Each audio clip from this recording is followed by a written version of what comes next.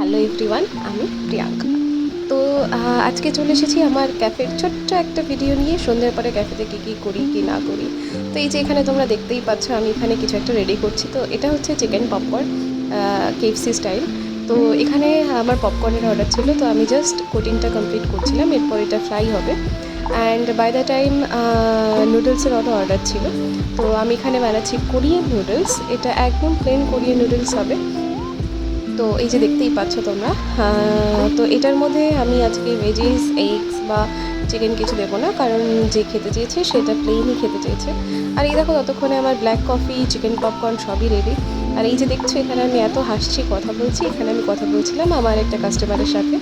তো ওরা আমার রেগুলার কাস্টমার, ওরা প্রায়ই আসে। তো ভালোই লাগে, ওরা আসলে গল্প করতে করতে ওদের সাথে আমি কাজ করি, তো এন্টারটেইনিং।